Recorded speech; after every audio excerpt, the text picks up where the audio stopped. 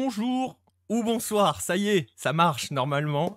Désolé pour le petit contretemps, le petit souci technique. Il y a eu, voilà, toujours les petites surprises.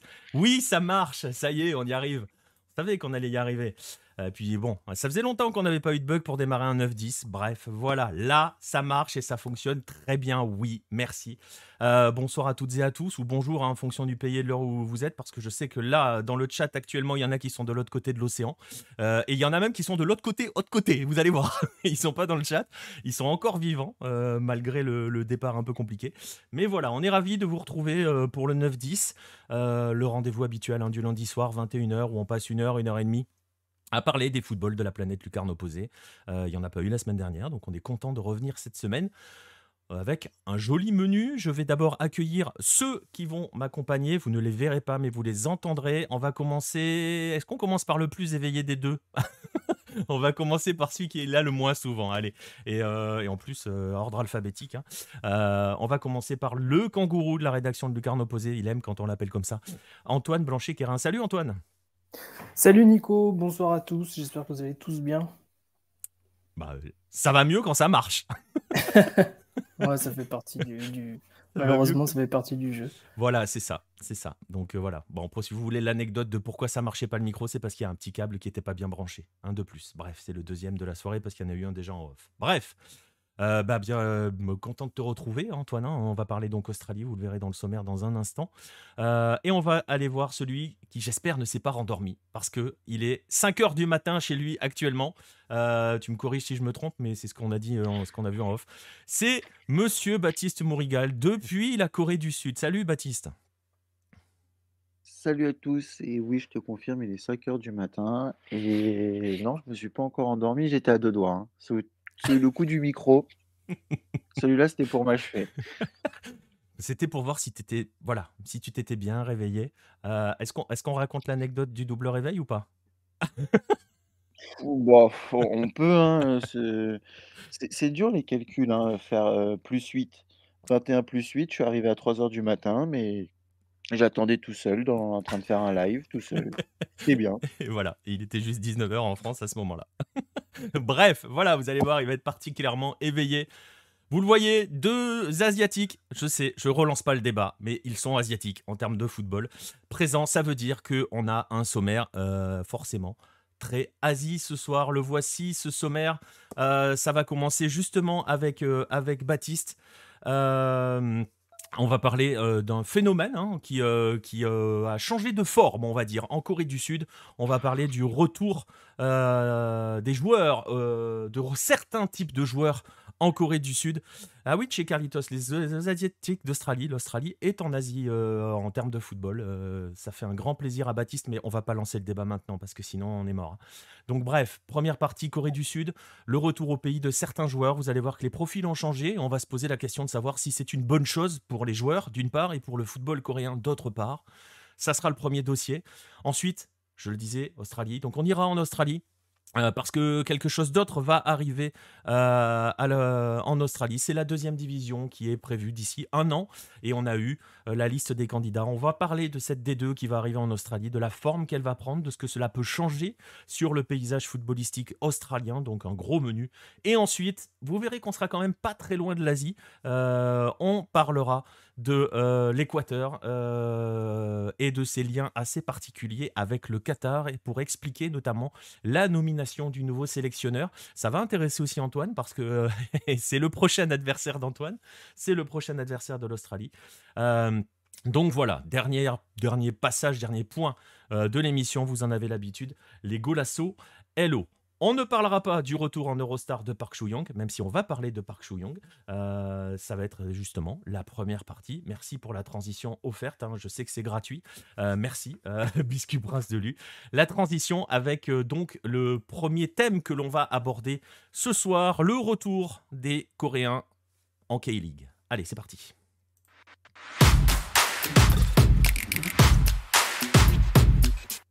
On va se poser justement cette question avec toi, Baptiste, avec ce phénomène hein, qui touche, bon, qui ne touche pas que la Corée du Sud, hein, parce que ça arrive dans beaucoup de pays, avec des profils différents. Des joueurs partent s'expatrier. souvent on vise un peu l'Europe quand même, et finissent par revenir au pays. Alors on va étudier un petit peu ce process, ce mécanisme hein, d'aller-retour entre le pays, l'Europe et le retour au pays. Avec d'abord, et ça a été souvent le cas et c'est encore souvent le cas dans de nombreux pays, d'abord, Baptiste, une première vague, on va dire, qui a été, bah, j'ai presque envie de dire la vague classique, c'est-à-dire que une fois que tu as fini ta période européenne, ta carrière européenne, tu viens terminer tranquillement ta carrière au pays. C'était le premier type de retour que l'on avait véritablement en Corée du Sud. C'est ça, c'est-à-dire qu'on avait, on l'avait fait d'ailleurs, on en avait parlé, On avait parlé des c'était papis à les l'époque. papys.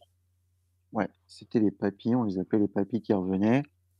Là-dedans, on avait, bah, Park Cho-young qui était, l'un des premiers à revenir en 2016, si je ne me trompe pas.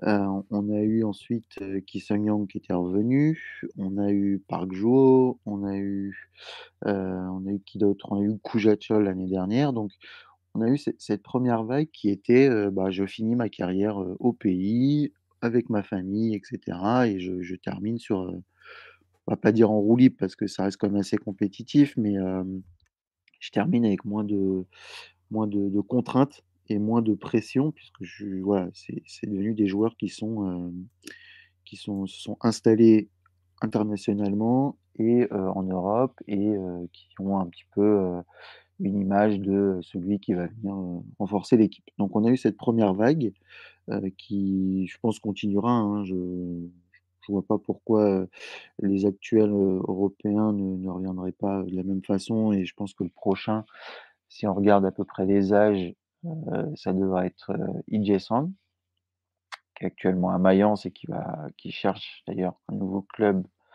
pour un dernier contrat et je pense que probablement il terminera en Corée.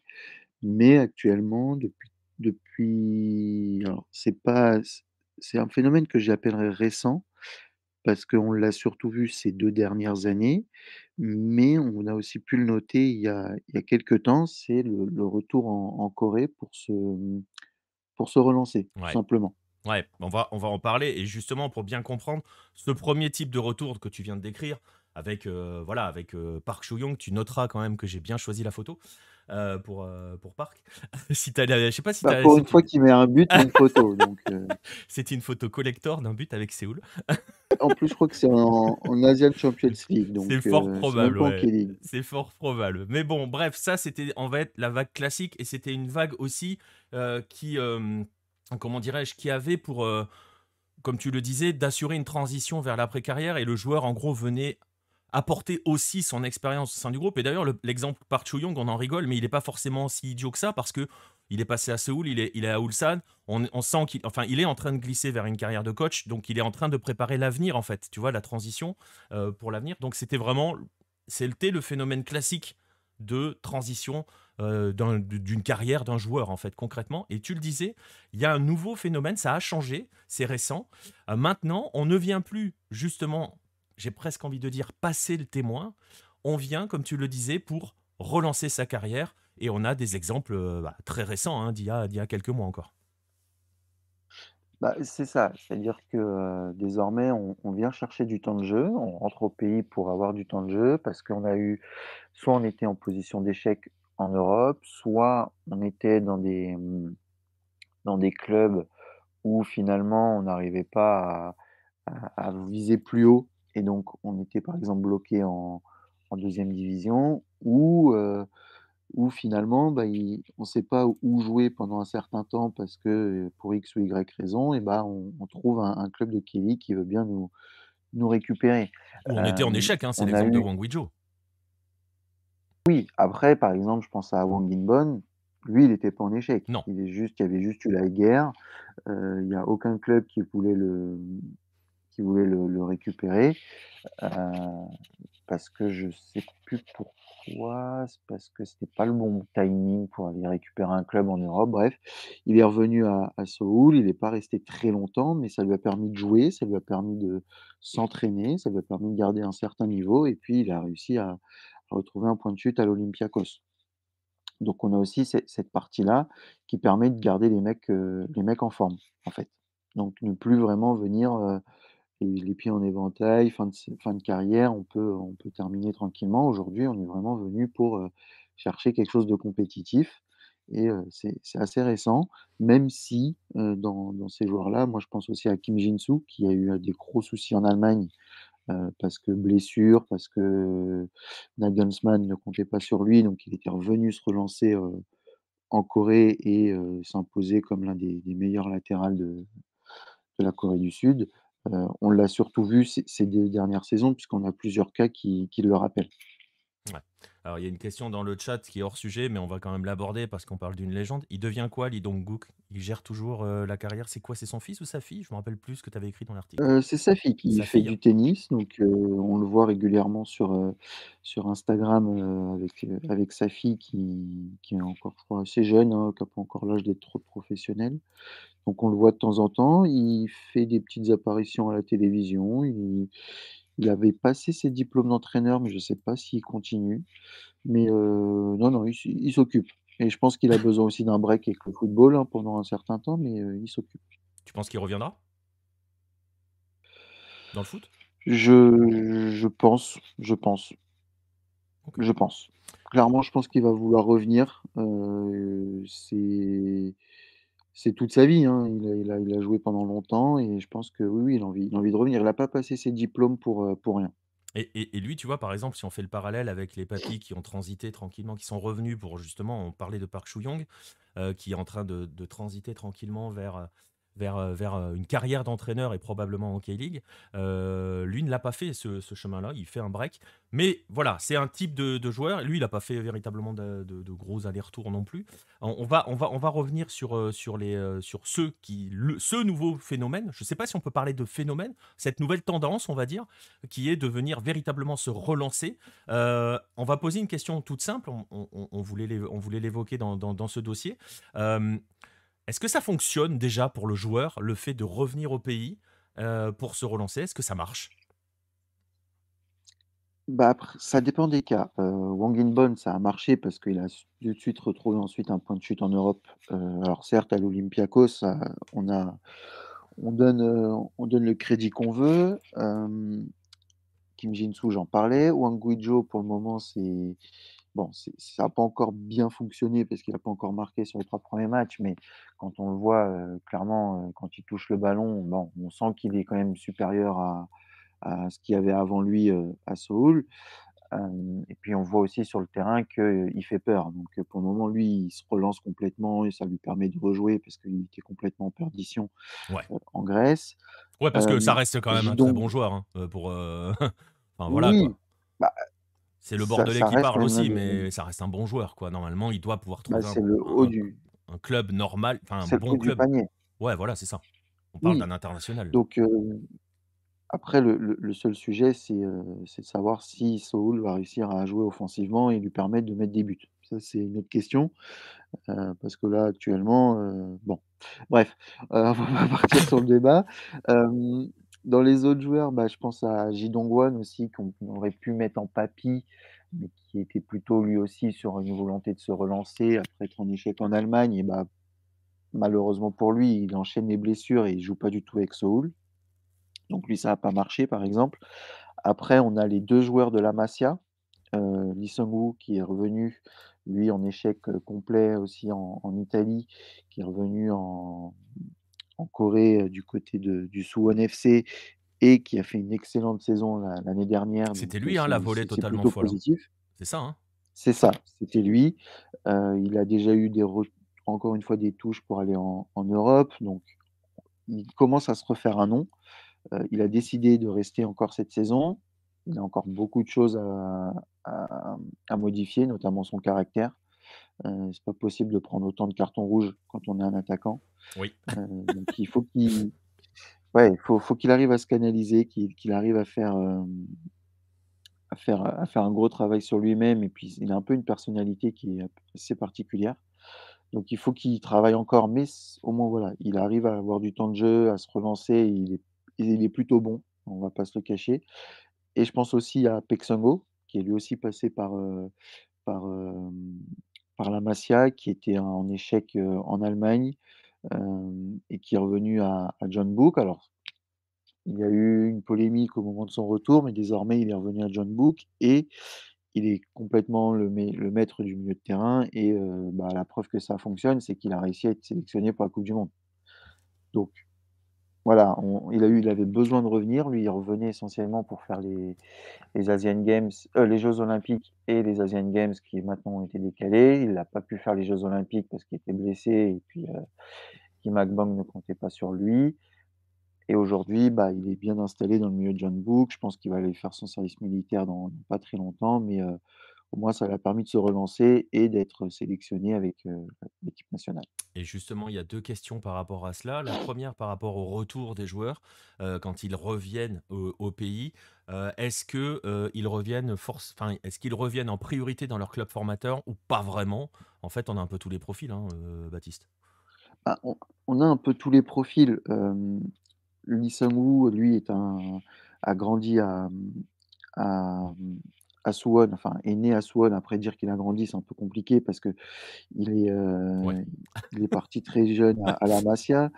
Hem, Paek Seung-ho, lui, c'est Suwon aussi, mais lui, il appartenait aux Blue Wings, alors que Lee Seung-woo appartenait à personne, pour le coup. Lui, Paek Seung-ho appartenait aux Blue Wings, mais il est revenu pour aller à Jeonbuk. Hem, Wang Guizhou, lui, c'était Songnam. Bon, voilà, Ouais, Songnam était voilà. en 2e division, donc il a trouvé sa place à Seoul. Ouais, c'est Ji surtout que si tu Dong-won, veux te c'était relancer, tu vas Jeonnam, pas manquer c'est d'eux, quoi. pareil, mais c'est ça, c'est-à-dire qu'ils ont quand même été dans des clubs, déjà qui leur permettaient d'avoir du temps de jeu et des pas forcément leur club formateur. Les clubs formateurs, c'est plutôt sur les papys. C'est-à-dire que les papys reviennent là où ils ont été, connus comme Park Chu-young, comme, Ki Sang-young, comme, Koo Ja-chol et cetera. Pour les autres, ils cherchent surtout des clubs compétitifs, hem et j'en pense aussi à l'autre joueur de la Masia, qui lui, pour le coup, qui s'appelle, Jang Yeol-gi, qui était, à la Masia en même temps que Lee Seung-woo et Paek Seung-ho. Alors lui, pour un coup, pour se rater, il s'est raté parce qu'il est revenu à Pohang, il a pas joué. Il est parti à Pyeongtaek en 3e division, il jouait pas et Waouh. aujourd'hui, il a 23 ans et il est devenu coach. Donc il est venu chercher se relancer, ça a pas du tout marché, il s'est reconverti. C'est peut-être le futur Sampaoli Donc coréen, hein. je pense pas. Je pense pas, je pen parce qu'au début, il avait carrément envie de quitter complètement le monde du Ouais, tu foot, m'étonnes. dégoûté. Après ça se comprend. Il a fini par prendre, les jeunes de Pyeongtaek. Voilà, aujourd'hui, est-ce qu'il est encore là? Je sais pas, on en a plus de nouvelles, mais voilà, c'est à double tranchant, hein, soit ça passe, soit ça casse. Ouais. Et une autre question, elle a été un petit peu abordée avec l'exemple qui a été donné tout à l'heure, question de Nostromo. Ceux qui choisissent de retourner au pays, ont-ils plus de chances d'être sélectionnés au sein avec les guerriers Taegouk? Bon, il y a quelques Bah, exemples là, qui encore une montrent que fois, oui. bah, ça dépend, en fait. S'ils étaient déjà sélectionnés, ça va pas changer la vision parce qu'on va considérer qu'ils ont un niveau européen. En revanche, Lee Sang-woo a été sélectionné pour la coupe du monde 2018, puisqu'on est en 2022, et il a pu remis les pieds en sélection, en fait. Et pourtant, il est redevenu un joueur de bon niveau. Donc ça dépend vraiment aussi du type de joueur, de son positionnement en sélection. Baek Seung-ho, lui, a réussi à gagner sa place. Lee Seung-woo l'a perdu. Wang Guizhou ne la perdra pas puisqu'il y a personne d'autre. Hem Ji Dong-won l'a perdu, puisque lui, de toute façon, il ne joue plus. Wang In-bon ne l'a jamais perdu. Enfin, ça Ouais. dépend vraiment, Et puis, de quel était leur statut avant aussi. et puis ça va dépendre du sélectionneur, hein. Là, il a changé, donc c'est difficile de répondre à la question. Maintenant, avec Klinsmann, on ne sait pas trop où ça va aller, hein. Bah c'est ça. Aujourd'hui, peut-être que ces joueurs-là vont perdre leur place. Peut-être qu'il va baser plus sur des jeunes, parce qu'il y en a certains qui sont tout jeunes et plutôt peut-être que sur des Européens, on ne sait pas. Aujourd'hui, la première sélection, on ne va pas la critiquer. Il Hmm. vient d'arriver il y a 2 semaines, il a repris les mêmes gars. On verra ce que ça va donner. Ouais. Et justement, on parle de Klinsmann et Nostromo qui trouve que justement la nomination de Klinsmann pourrait être une bonne chose.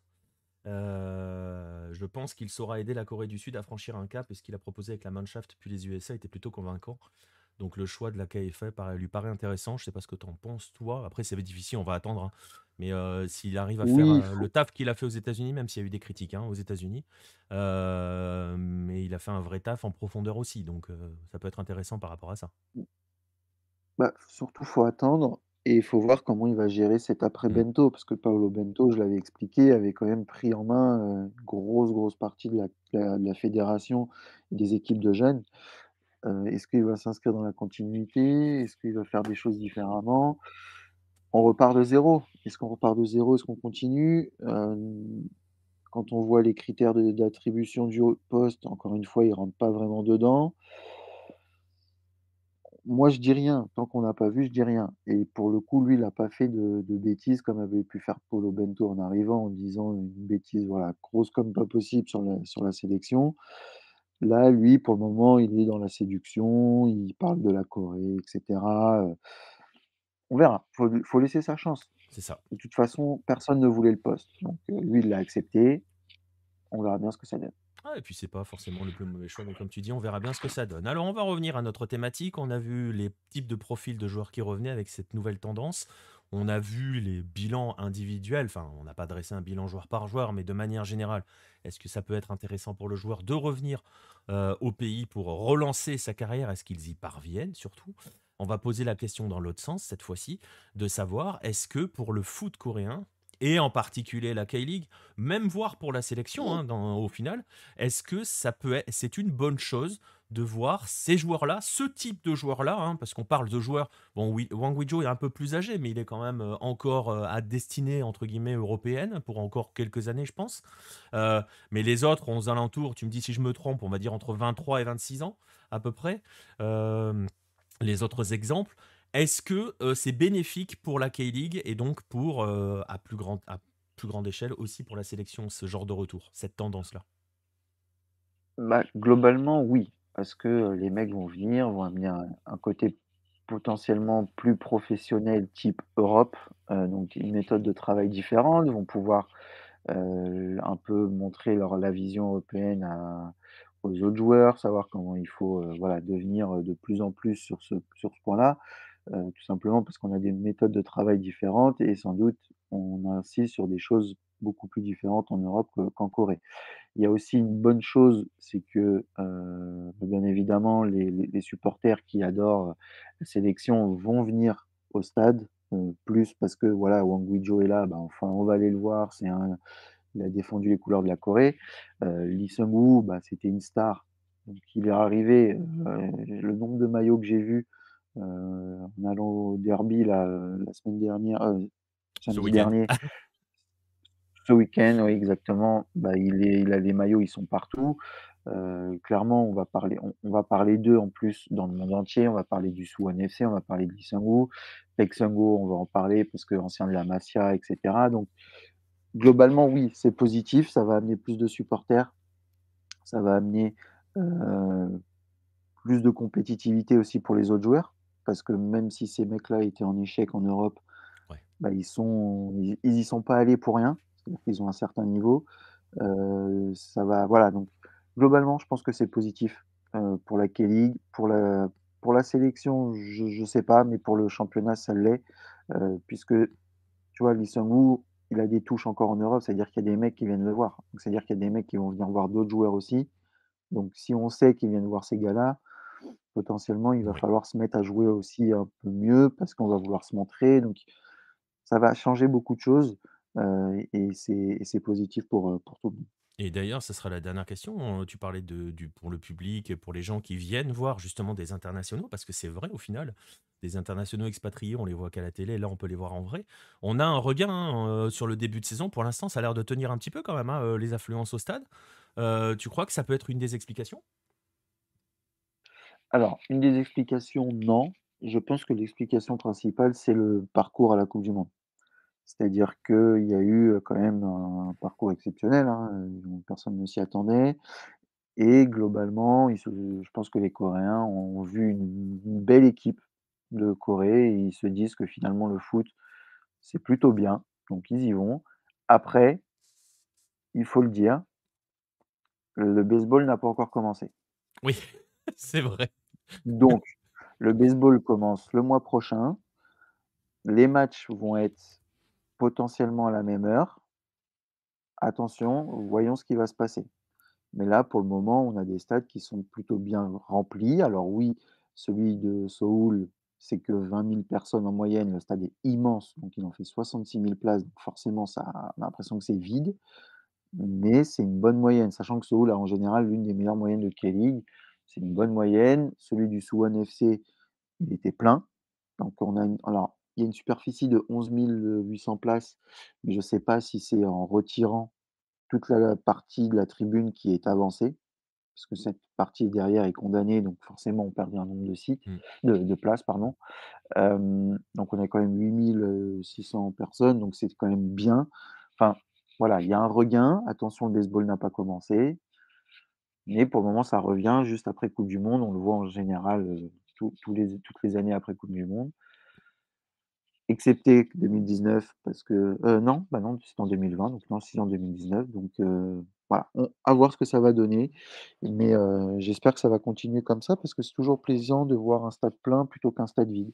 Ouais, exactement. Red Le Rouge nous dit qu'il y a la Coupe du Monde de baseball aussi en ce moment, mais je sais pas si c'est au Oui, même il y a jour que les les matchs de World, K-League.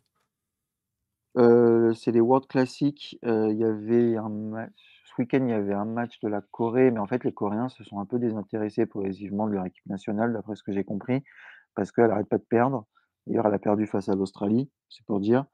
Donc là, ils rentrent demain Là, il y en a un et qui ils ont sourit à peur que côté. demain ah mais c'est fou parce qu'ils ont peur que demain, ils se fassent, un peu, conspuer à l'aéroport. Donc ouais, non, ils ont pas trop regardé. Après, c'était à midi. Il y a eu que 2 matchs à 19h. Il y en a eu un hier soir, mais bon, bah, ils étaient déjà éliminés, ils ont éclaté la Chine.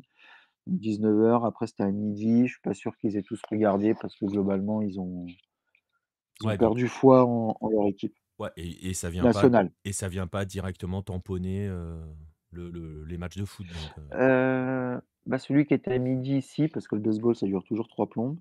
c'est vrai. Hem, Je te dirai ça bientôt. mais ceux qui étaient à 19h, non. Ah non, mais ça dure très longtemps, hein, prépare-toi, ouais, ça dure assez longtemps.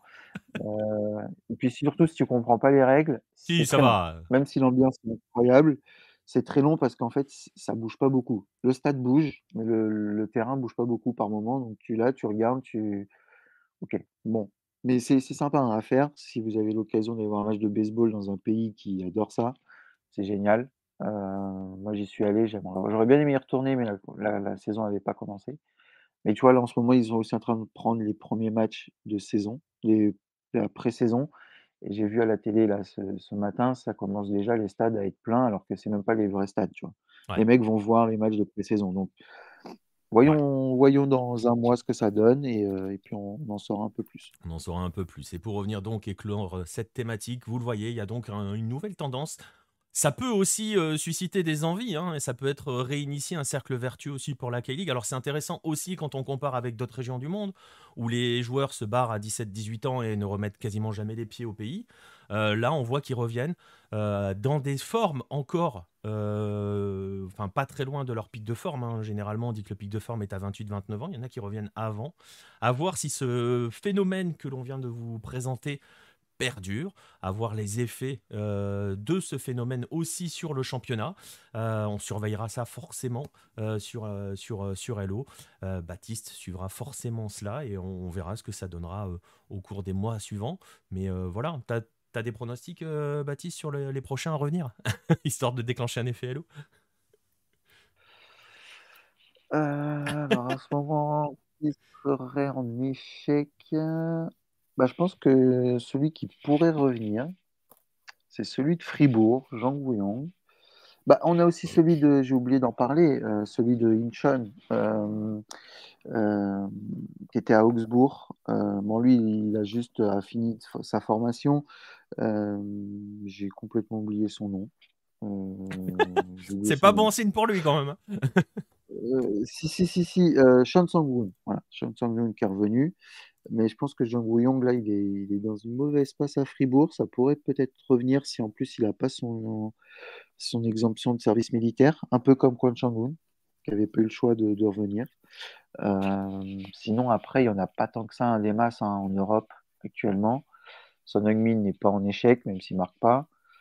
Bon, après, Il y en a Son, pas. ça serait Actuellement, il pas n'y en a pas. Son, ça serait pas un retour. Ça serait une arrivée. Ah non, effectivement, ça serait une arrivée. Il n'a jamais joué. Wang Yishan n'a jamais joué, Faut même bien le s'il était préciser pour tous à ceux qui vendent Pohang. la K-League en disant venez découvrir les futurs Son. Ouais, ça La n'a bise. jamais joué en K-League.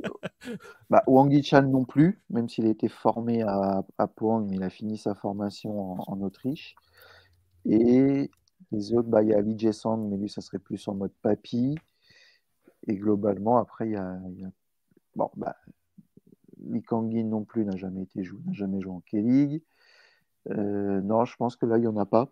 J'attends de ceux qui vont. Ah bah si, Jang Sung-bin, qui pourrait revenir, mais lui, il a plutôt décidé visiblement la MLS. Mais sinon, il n'y en a pas d'autres, Bon, bah écoute, actuellement. on surveillera ça. On leur souhaitera pas forcément En, d'être en en- échec pour avoir à revenir au en tout cas, pays. On verra si ça donnera aussi envie à d'autres qui sont pas forcément en échec, parce que ça sera le troisième type de vague. J'ai envie de dire ceux qui ne sont pas ni en échec ni des papis, mais qui se disent que finalement ils ont bien envie de revenir au pays. On verra si ça arrivera. On n'y croit pas trop en le disant, mais c'est pas grave. On surveillera ça dans les prochains mois. Et on va donc en rester là pour ce dossier sur la Corée du Sud. J'ai vu les questions sur les Sud-Coréens en Amérique du Sud, là, de nos deux Argentins. Je savais même pas qu'un Sud-Coréen avait joué en Argentine. Je sais même pas si tu le sais, Baptiste, si tu le savais. Alors, je savais qu'il y en avait un qui avait joué, parce que j'en avais parlé, mais je ne sais plus avec qui. Mais je savais qu'il y en avait un, et je crois qu'il y en avait un au Brésil aussi, qui était passé par le Brésil. Eh ben, Mais c'est c'est des mecs qui exactement se ce sont un peu que paumés. Che Carlitos et Pibe Volant t'ont dit. Il y en a un en Argentine et pas au Brésil. Apparemment, c'est les deux, les gars. Donc voilà. Je crois, hein, je suis pas sûr, hein, mais il faut vérifier. Mais je sais qu'il y en avait un en Amérique du Sud, Il faudra mais qu'on pas un s'amuse mec un jour à connu, hein. faire le coup des trajectoires un peu surprenantes. Bon, il y en a qui s'expliquent parfois, mais par exemple, en ce moment, on a une vague de joueurs africains qui arrivent en Amérique du Sud, parfois avec des profils un peu étranges. Je pense à un Nigérian dont Jérôme avait parlé, qui était passé par l'Uruguay, qui est maintenant en Bolivie ou Équateur, je sais plus. Mais bon, bref, on en reparlera un autre jour. Jong-soo, nous dit Che Carlitos, qui a joué dans la deuxième division du Carioca au Brésil.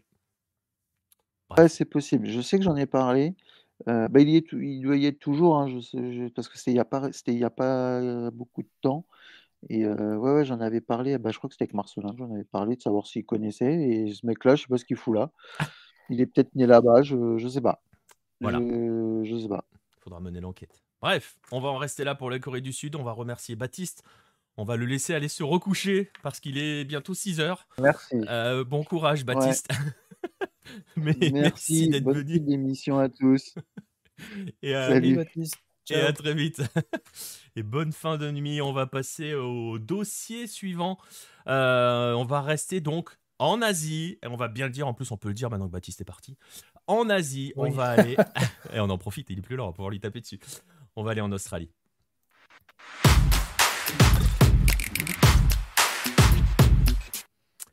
Et on va aller en Australie où quelque chose d'autre va arriver. On va voir ça avec toi, Antoine.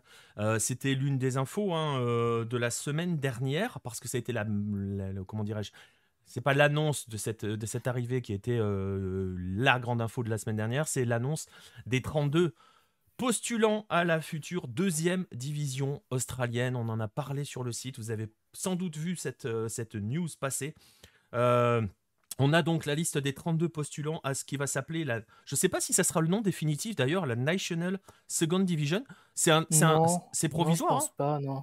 Bah, je pense que c'est le nom d'un projet version alpha, Ouais, c'est ça. plus que non, c'est pas un nom, c'est pas très beau en plus. Bah, c'est surtout que si tu as A-League, la logique, si tu veux faire, c'est A-League 2. Ah bah bonne question. Est-ce que tu appelles ça B-League ou A-League 2? Ah oui, pas bête. Bah, B-League, Parce que ça peut être. Parce que tu vois, et on en parlera après, ils ont la W League, enfin, qui maintenant s'appelle la Liberty machin. non, c'est A-Leagues Oui, Men et A-League ça a changé, Women. mais au début, Et, c'était W, je c'est crois. ça. Et oui, ils ont aligné Hmm, les lettres et juste changé le genre pour exactement. promouvoir autant les gars que les filles. Bah, on verra. Bon, bref, pour l'instant, elle s'appelle National Second Division. C'est la D2 australienne qui va rapidement voir le jour. On va prendre le temps de se poser un petit peu. On va évoquer ce projet justement et ses conséquences, les conséquences qu'il va avoir sur le football australien et son développement. Et on va commencer, Antoine, par le commencement. Hein, c'est un peu une la palissade. On va juste rappeler, on va rappeler l'origine de ce projet et ce qu'il est en fait. C'est quoi la National Second Division? Eh ben, c'est une vision de 15 ans et je pense que c'est une des plus importantes décisions, peut-être même de la décennie. Alors, ce qu'il faut savoir, c'est que depuis 2020, il y a eu un nouveau président, directeur général qui s'appelle James Johnson à la tête de la fédération australienne. Et en fait, il a une vision sur 15 ans et il a mis plusieurs principes. Et celui-ci, c'était un des plus attendus. C'était ben voilà, de se dire, est-ce qu'il y aura du mouvement dans le top du football australien? Parce que le sport qui est le plus pratiqué là-bas, par les jeunes qui sont nés après 2000 et peut-être même plus sur la génération 2005, c'est le football comme on le connaît, comme on le pratique.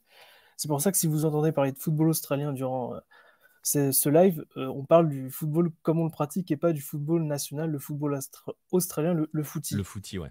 Et du coup, voilà, l'idée c'est sur les 15 prochaines années, c'est-à-dire que bah, déjà la génération 2000 a aujourd'hui 22 ans, la génération 2005-2010, dans 15 ans, bah, ce sera celle qui va nourrir ce futur championnat. Alors, comme tu disais, Nicolas, tout à l'heure, ce nom, ça s'appelle le National Second Tier. C'est le nom du projet, c'est pas du tout le nom commercial. Et la fédération a ouvert. Alors, c'est voilà, ils ont ouvert pendant un mois, du 3 février au 3 mars, une. Une Comment fenêtre dire? Ils d'inscription. ont une fenêtre d'inscription, voilà, au club, donc des catégories inférieures. Et ils avaient bah, plusieurs choses à respecter dans le cahier des charges, c'est-à-dire bah, déjà qu'il y ait une histoire dans leur gène et une capacité à devenir professionnel. Il y avait aussi l'idée d'ouvrir d'autres marchés qui sont par exemple inexistants dans le giron professionnel qui est l'État de la Tasmanie ou du territoire de la capitale australienne, donc de la capitale qui est Canberra, qui est présente chez les féminines mais pas chez les masculins, qui sont des territoires qui ne sont pas viables dans le championnat professionnel. Et l'idée, c'est déjà dès mars 2024, faire le premier coup d'envoi avec une compétition qui pourrait être entre 10 ou 16 clubs. Mais en tout cas, l'idée, c'est d'un coup d'envoi en 2024 et les clubs avec la fédération vont travailler sur tous les paramètres de cette future compétition qui Oui. verra donc le jour. Oui, parce que c'est ça qui est important. On n'est pas en train d'annoncer un projet lancé en l'air par James Johnson avec un truc qui finalement n'arrivera jamais. Là, il y a une vraie deadline. Il y a eu une ouverture des inscriptions. Il y a une vraie deadline. Antoine vient de vous le dire. Mars 2024, donc dans un an pile. On va en parler dans un instant, Paul, de l'histoire des clubs et des montées. Les clubs, on ne sait pas encore, hein, Antoine vient de dire, entre 10 et 16. On va tout à l'heure regarder quels sont les clubs qui ont postulé pour l'instant.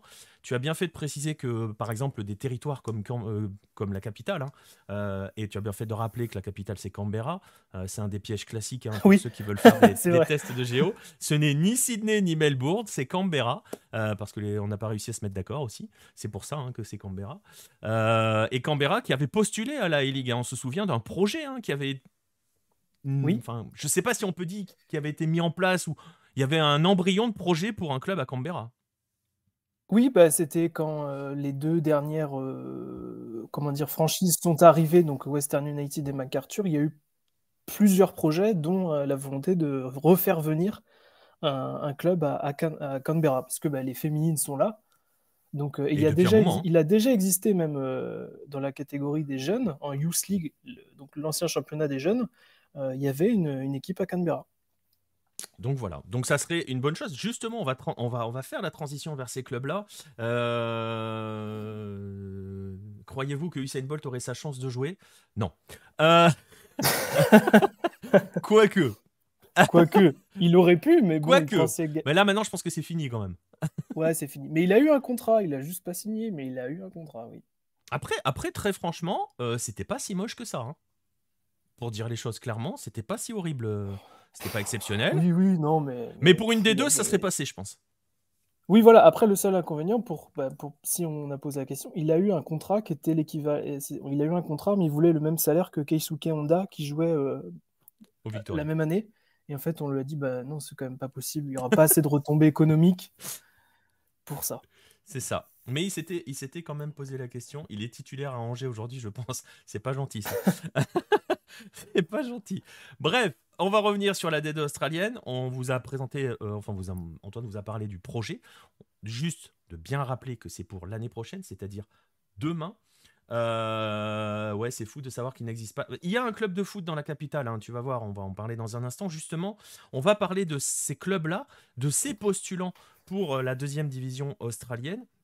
On va regarder la liste d'ailleurs, je dois l'avoir ici, je vais pouvoir vous l'afficher, je ne sais pas si ça sera lisible. Ils sont 32 à avoir postulé à cette National Second Division, 32 pour 10 à 16 élus. Donc il va y avoir la moitié, au minimum la moitié qui va rester sur le carreau. Et on va pas tous les faire, hein, parce que sinon l'émission dure 7h23. Non mais voilà, faut le dire. C'est vrai, Mais c'est vrai, c'est vrai. elle est intéressante cette liste parce que tu le disais tout à l'heure, hein, y a la notion de club existant et ayant une histoire avec une capacité à devenir pro. Il y a aussi la notion de marché. Mais donc cette histoire, elle est importante parce que dans cette liste des prétendants, il y a quand même véritablement des historiques du football en Australie et qui sont avec une vraie base de supporters et voilà, qui sont profondément ancrés dans le paysage footballistique australien. C'est ça, et puis je pense que tu t'en rappelleras, toi Nico, et pour ceux qui nous écoutent, en fait, il y a un avant et un après nouvelle ère du football australien, c'est-à-dire que à la création du championnat de A-League Men, donc qui est celui qui est aujourd'hui, il fallait que les clubs soient inclusifs et qu'ils ne possèdent aucune distinction de localité, c'est-à-dire on vient, nous sommes créés parce que, je sais pas, on défend les couleurs italiennes. L'idée, c'était vraiment de créer des clubs qui soient pour tout le monde. Et aujourd'hui, on demande à ces futurs clubs d'avoir une identité forte, et même très forte pour certains cas. Et il y a une loi qui avait été faite qui s'appelait la National Club Identity Policy, c'est-à-dire que lors de la Coupe nationale, un des clubs qui s'appelait Avondale Football Club, qui est créé par des migrants italiens il y a très longtemps, avait dû cacher sur leur maillot tout emblème italien. Donc aujourd'hui, on dit au club, vous pouvez être ce que vous êtes, et on ne va pas vous demander de changer votre nom pour prendre un nom euh, basique ou qui ne représentera pas vos, euh, votre héritage. Et au contraire, on va s'appuyer sur cet héritage pour promouvoir le futur championnat. Et c'est Donc avec extrêmement, et je te coupe 2 secondes, c'est extrêmement important parce que je vous invite, alors ça a été dans des magazines, je sais plus lequel, il y a la liste, hein, il y a un tableau sur le site, on en a parlé aussi sur le site, c'est hyper important parce que ce que l'on appelle en Australie le football ethnique est le moteur du développement du football au pays. Et c'est vrai que tu le disais, hein, il y a 2 ères. En gros, on peut même dire que la nouvelle ère, c'est James Johnson, hein, tout simplement. C'est ça. Il y a Euh, 2020 et il y a avant et après, quoi. donc voilà. Effectivement, je le vois à peine à l'instant, Raph. Merci beaucoup pour le sub. Je viens de le voir sur mon tableau. Merci beaucoup pour le sub. Merci à toi. Je l'avais pas vu et tu as bien fait de mettre le message parce que je l'avais pas vu passer. Merci à toi. Vraiment, pour le coup, ça fait plaisir. On va revenir donc sur ces clubs-là. Donc, cette identité ethnique, c'est assez intéressant parce qu'il y a un parallèle qu'on fait toujours, et on va le faire encore après, avec la MLS, parce qu'on rappelle que la A-League, si vous ne le savez pas, la A-League a été à l'origine créée sur le modèle MLS. Donc, ligue fermée, franchise, marché, tout ce que l'on a utilisé au départ, tout ce que l'on a dit déjà tout à l'heure, et que comme la MLS, maintenant on commence à jouer sur des identités ethniques. La MLS le fait, hein, le LAFC c'est le club des Mexicains, ou des Latinos plutôt, pas Ah des oui, Mexicains, exact, des oui, c'est vrai, Latinos. c'est vrai. Donc il y a ces aspects-là qui sont développés, l'Inter Et ça marche Miami, en et fait. ça marche, Oui, mais bien sûr que ça mais marche, c'est bien ça. sûr. Et donc on en arrive à cette étape-là avec cette création de la deuxième division, et donc avec, eh ben, on va voir renaître. Enfin, ils sont pas morts en fait, parce qu'ils existent toujours. C'est ce qu'il faut bien garder ça à l'esprit, hein, parce qu'ils sont pas morts, hein. Les clubs que l'on va citer là ne sont pas morts, ils existent dans le paysage, ils sont toujours là. On va voir des historiques revenir, Antoine. Oui, c'est ça. Alors, on en a pris quelques-uns, on Ouais. vous a pas tout, parce que sinon, comme tu disais, ça va durer longtemps. Mais par exemple, en Nouvelle-Galles du Sud, on a le Sydney United 58 FC, qui est un club qui a été fondé en 1958 et qui a des origines croates. Bah, si vous, Ça, vous c'est allez leur. regarder Pardon? J'ai affiché leur bannière Facebook. Voilà. Ah, d'accord. Donc voilà, bah, vous Forever pouvez voir Croatia, je pense que c'est simple. beaucoup de connotations croates. Et donc, c'est des clubs qui sont très forts territorialement parlant, ils ont une grosse base, et c'est surtout que bah, ce Sydney United 58, c'est une très grosse école de formation, puisqu'ils ont sorti Alors j'ai pris quelques noms, hein. Mile Jedinak, Tim Cahill, Marks Bosnich et Graham Arnold, qui est le sélectionneur actuel, sortent de Sydney United. Si on change d'état et on va un tout petit peu plus haut, là c'est différent. Gold Coast United, en fait, c'est une ancienne franchise de A-League qui est sortie, qui est arrivée en 2009 et qui a été sortie en 2012 parce que sur le papier, c'était des instabilités financières, sportives et d'attraction. Et cette fois-ci, ils Et sont en fait, de retour. c'était Ouais, juste le marché, en fait. Le marché n'était pas suffisamment et grand. ben Il fallait c'était laisser ça. de la place à Melbourne et à City. C'est une époque. Alors là, il faut être un ancien hein, pour le coup. Alors, si vous êtes des très anciens de Hello, vous la connaissez. C'est l'époque où Melbourne City s'appelait encore Melbourne Heart. Non, mais c'est vrai, où ils jouaient en rouge Oui, et c'est vrai. blanc. C'est l'époque où il y avait le North Queensland Fury qui a été fracassé aussi. Et pareil, ils avaient utilisé l'élément financier pour dire vous avez plus les reins solides. Sauf que je me souviens qu'à l'époque, ça avait fait fureur parce que le North Queensland Fury, c'était le club de Robbie Fowler. Et enfin, il jouait là-dedans.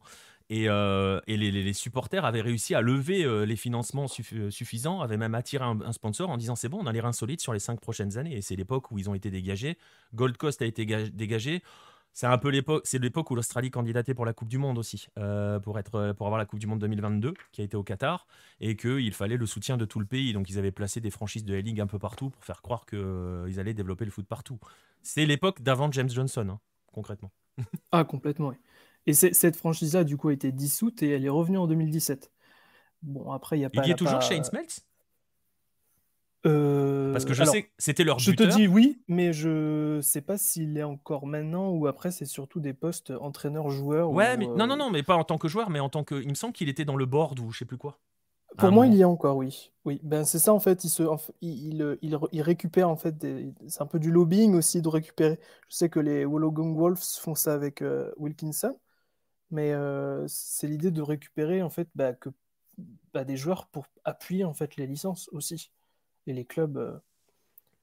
Mais c'était voilà, c'est l'idée aussi que ben c'est des noms qui ont été dégagés peuvent revenir aussi. Oui, parce que la franchise, Sinon, tu viens de le dire, elle n'est pas morte, elle est revenue. elle est revenue en Euh, 2017, mais c'est le même. Ils ont repris, ils ont tout oui, repris, les couleurs, le blason qui a été un peu modifié. ouais. Sinon, on a deux autres gros clubs. Adelaide City, qui est en Australie méridionale. Donc, c'est au sud, au centre. Alors, non, j'allais dire sud-ouest, non, c'est vraiment le sud-sud de l'Australie. Donc, c'est l'autre club d'Adelaide. Alors, en première division, il y a Adelaide United Football Club, qui est le seul club professionnel. Et en dessous, on a Adelaide City FC.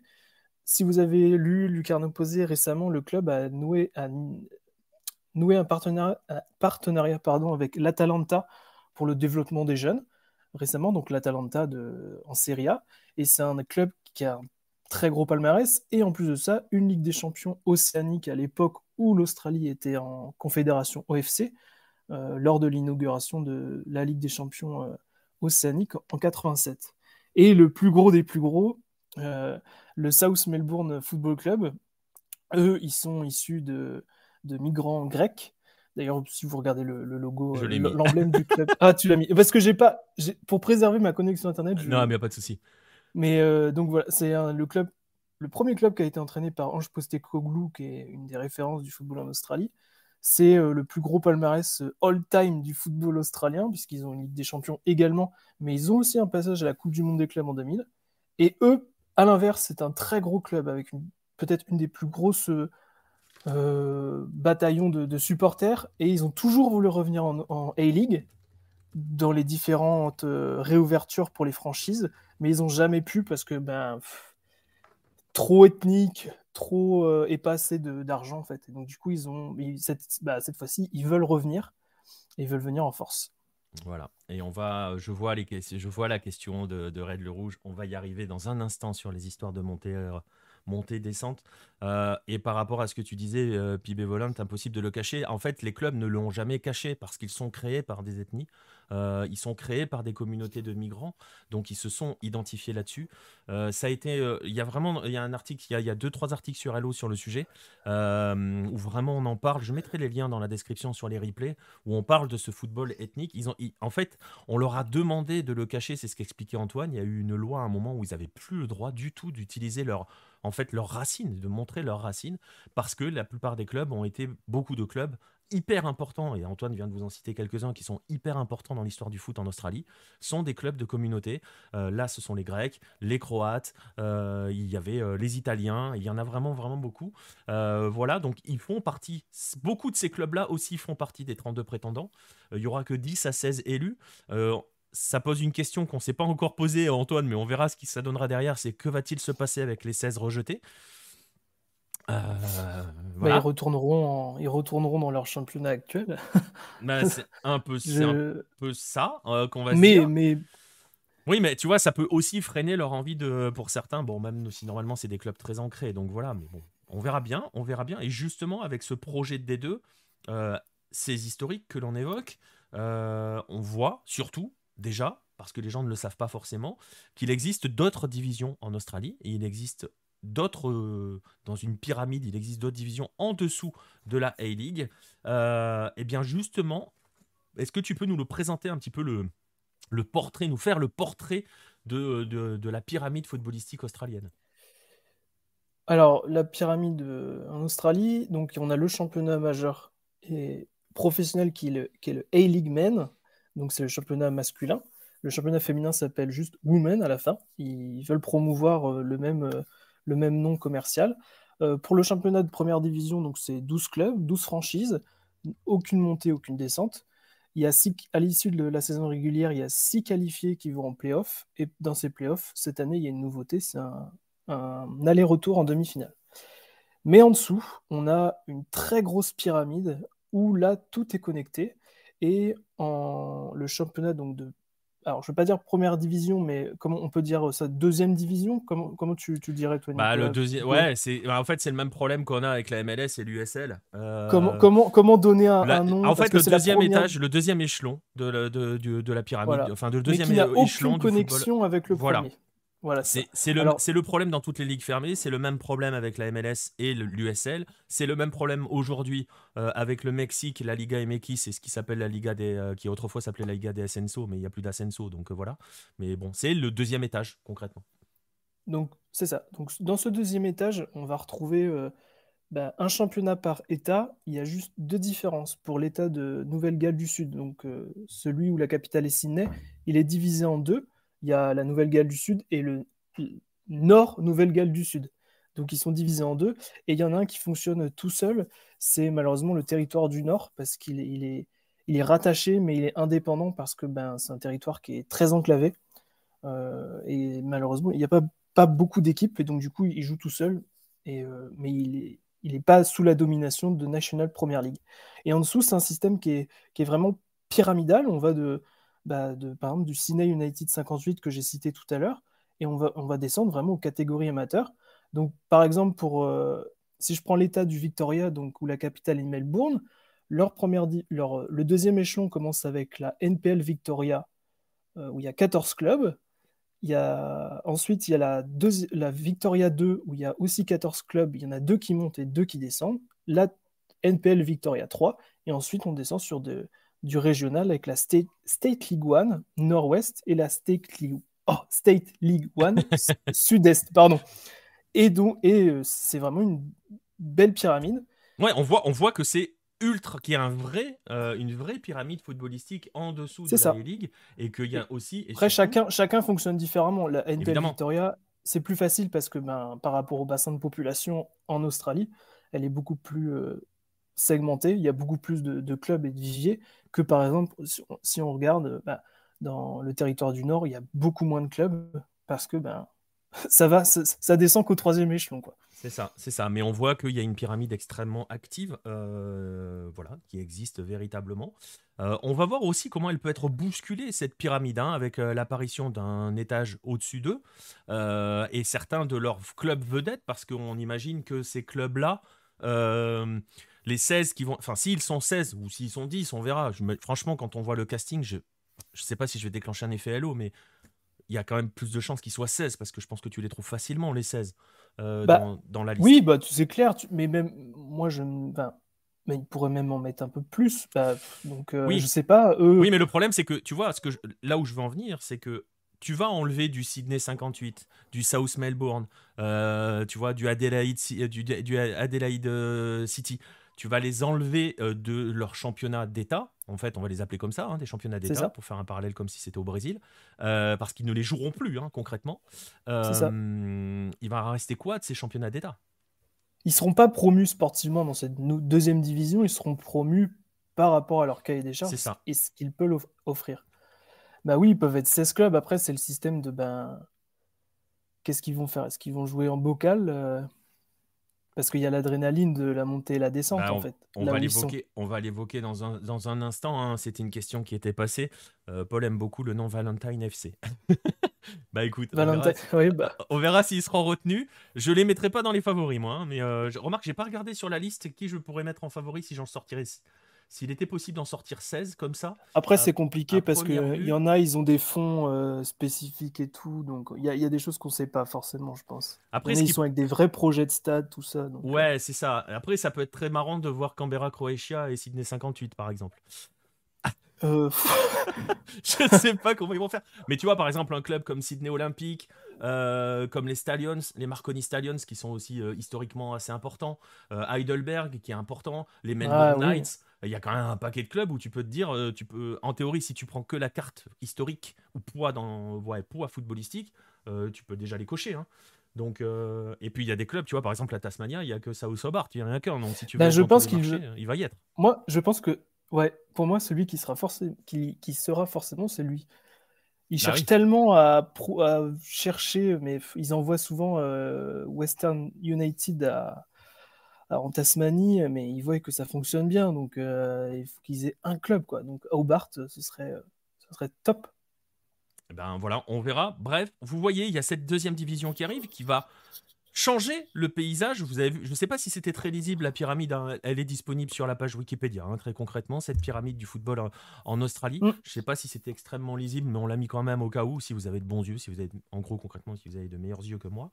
On va quand même parler on parle de pyramide, vous voyez, on parle de D1, on parle de D2, on voit l'organisation en dessous, mais il y a aussi ce qui permet, et Antoine le disait, le football est le sport de la génération des 2000, hein, concrètement, de ce siècle en Australie. Donc ce sont eux qui vont venir garnir cela, et justement, on va évoquer un petit peu les académies qui disputent, hein, ces championnats pour l'instant. On va les appeler des championnats d'État, en fait ça en est, hein, concrètement, donc on peut les Oui, appeler comme c'est ça. ça. Ouais. Euh, Quel va être l'avenir pour ces académies qui disputaient ces championnats-là avec l'arrivée de la D2? Est-ce que il va y avoir une véritable mise en place, un peu comme aux États-Unis où la MLS est arrivée, elle a mis l'USL continue de se développer en parallèle. L'USL, elle a 3 divisions par exemple. Elle a aussi une division chez les jeunes. La MLS, elle a mis en place MLS Next et MLS Pro Next. Donc Next, c'est des U12 jusqu'au U19 et Pro Next, en gros, c'est les réserves de la MLS. Il y a l'USL qui a le même chose avec un quadrillage complet du pays. C'est un truc totalement dingue, hein. Si vous allez voir les divisions inférieures et les pyramides chez les jeunes en USL par exemple, c'est plus de 500 clubs. Enfin, c'est une folie pure. Est-ce que l'Australie envisage, puisque la MLS a longtemps été le modèle quand même, et que même si on voit qu'il l'est quand même encore un petit peu, parce que James Johnson ne fait pas des choses hyper originales, hein, il fait un petit peu ce que fait la MLS, même s'il crée une deuxième division. Il aurait pu créer une deuxième conférence, en fait, hein, il aurait pu agrandir la Ligue, mais bon, bref. Est-ce que il y a quelque chose de prévu, justement, pour les jeunes, concrètement, je pense aux équipes réserves ou aux U19, par exemple?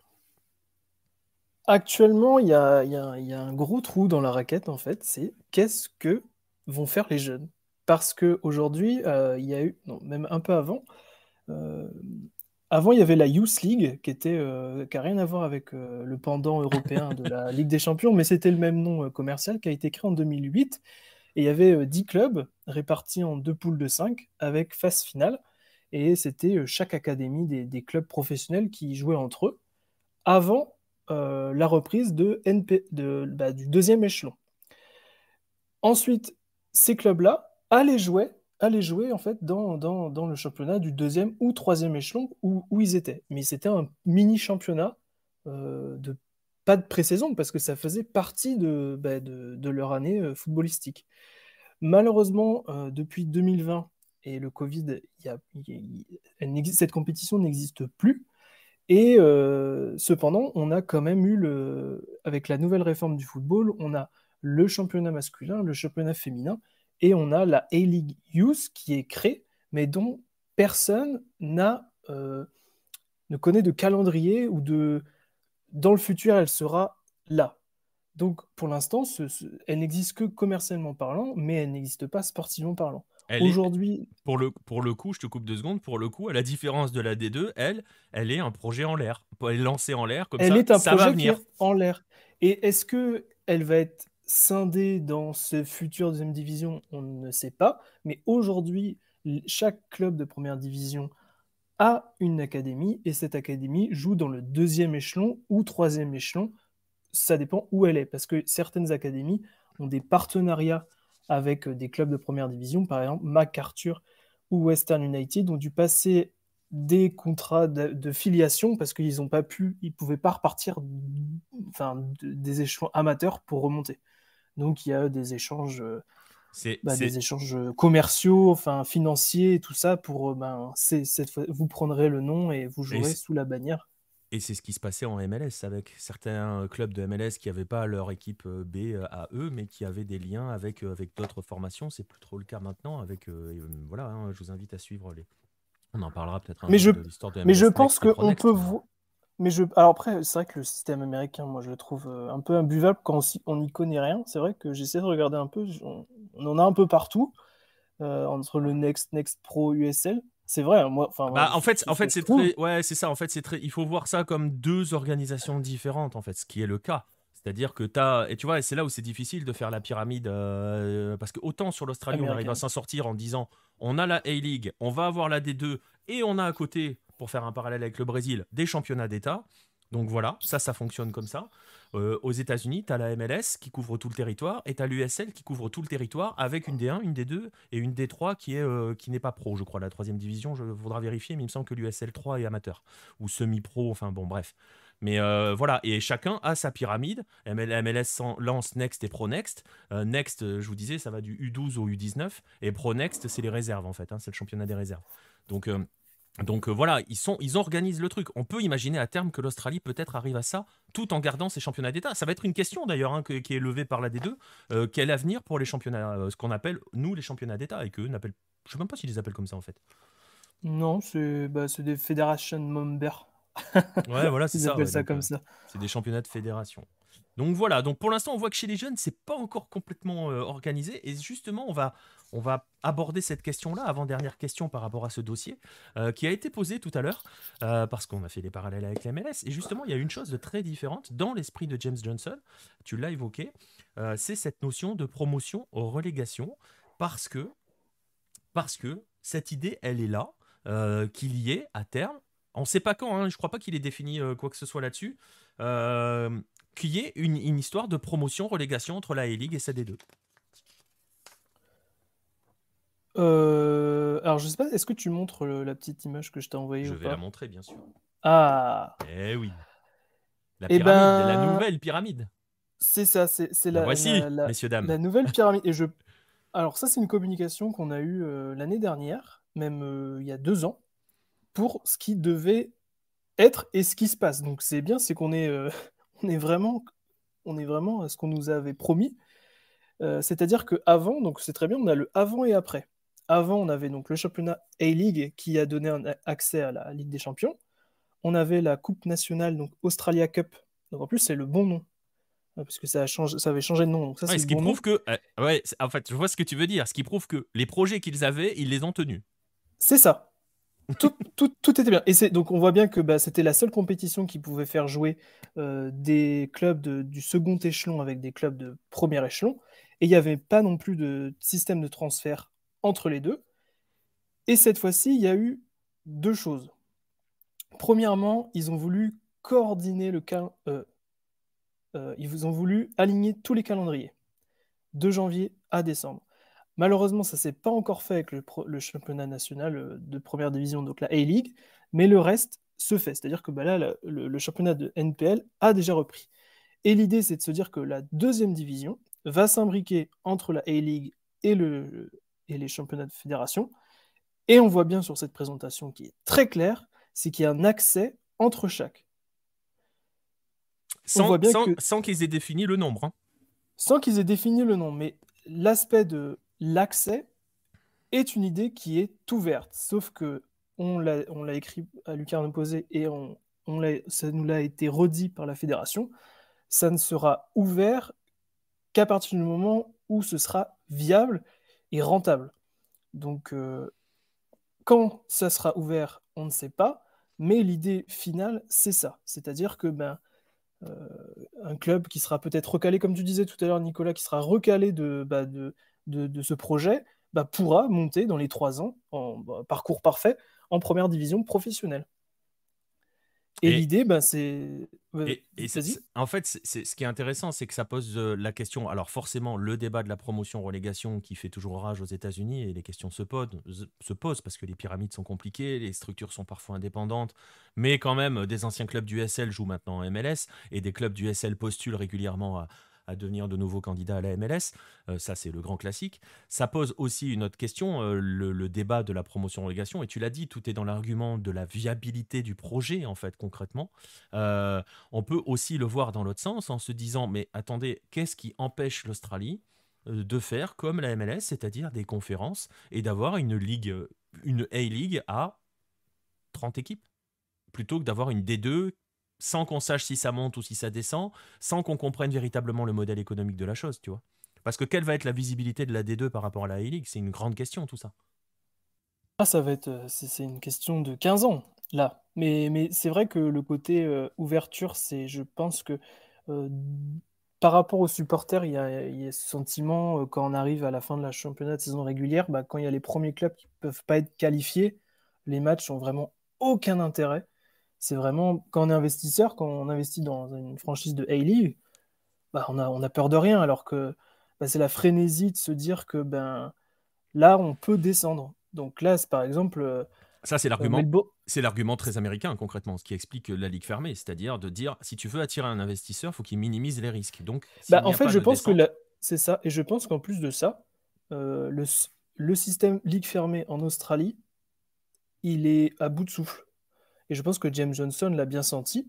Déjà, parce qu'on voit bien que ça n'arrive pas ils n'arrivent pas à faire venir les gens, les stades sont trop grands, et au contraire, on voit même des joueurs australiens, Stéphane Mouk, qui s'exprime beaucoup, qui disait, mais pourquoi on ne fait pas des stades de 5, 6, 7 000 personnes modulables, mais au moins des stades qui donnent envie de venir. Alors, ils essayent de faire plein de choses à côté. Là, au stade de Melbourne, donc le Amy Park, ils ont mis des sortes de terrasses. Alors, je sais pas si ça se fait en Europe, mais c'est des terrasses, ou vraiment une terrasse de café dans un coin du stade. Mais nous, il y en a qui ont mis des piscines, tu sais, en Ligue 1. Ouais, ou des canapés, mais là c'est pareil. Mais faut s'imaginer que c'est toute une tribune, c'est un corner d'une tribune qui a vraiment été. On a enlevé tous les sièges et on en a fait des rooftops. Voilà, c'est ça le mot-là que je voulais trouver. Rooftop. Incroyable. Donc l'idée, c'est de se dire, en fait, ils vont peut-être s'appuyer, et on le voit surtout en Coupe nationale. Il y a des clubs qui sont en 3e division comme Preston Lions, eux qui sont de la communauté macédonienne. Ils sont parfois entre 3, 4, 5 000 personnes dans le stade, qui est un tout petit stade, mais ils font mieux que du Western United, du MacArthur, qui ont été des nouvelles franchises, qui ont énormément de mal à percer, à trouver leur public, alors que eux existent. Et d'ailleurs, Preston est parmi les 32, parce qu'ils arrivent avec une base de fans qui sera toujours là, qui répondra toujours présent. Et ça pourra donner... ce qu'ils veulent faire, c'est le système MLS. On voit que les stades sont pleins, tout ça, peu importe l'équipe. Ils veulent faire pareil, et eux veulent s'appuyer sur le côté historique des clubs. Ouais, et justement, la grande question, je vais en profiter d'abord, je vais faire une parenthèse. Merci à Max Lar pour ce 14e mois d'abonnement. Dis donc, ça nous vieillit tout ça. Hein. Ça me rajoute des poils blancs sur la barbe, tout ça. Merci, beau numéro de maillot à la Cruyff. Ouais, exactement. Merci à toi en tout cas pour ce soutien. 14e mois d'abonnement, dis donc, ça commence à compter. Mais on voit, pour en revenir à cette histoire, avec cette 2e division qui est un petit peu entre deux eaux. On ne parle pas d'un projet, on le rappelle, hein, c'est pour l'année prochaine, hein, vraiment. Et vraiment cette question de savoir, mais pourquoi ne pas avoir mis tout le monde en A-League et étendu la A-League? Tu disais, elle arrive à bout de souffle. Le problème, c'est que C'est un sentiment personnel. Ouais, mais tu vois, on va être dans un espèce d'entre-deux parce que pour l'instant, la promotion-relégation, là, pour le coup, c'est un projet lancé comme ça. On ne sait pas quand ils vont le mettre en place, ni comment. Peut-être qu'on en saura plus une fois qu'ils auront nommé les participants à cette D2. Peut-être que là, ils diront oui, il y a promotion-relégation, tant d'équipes, tant machin. Mais dans ces cas-là, appelez ça A-League 1, A-League 2, et allez-y, faites un modèle A-League véritable, tu vois, plutôt que de changer, de mettre un autre nom, de mettre un truc qui est un peu entre les deux.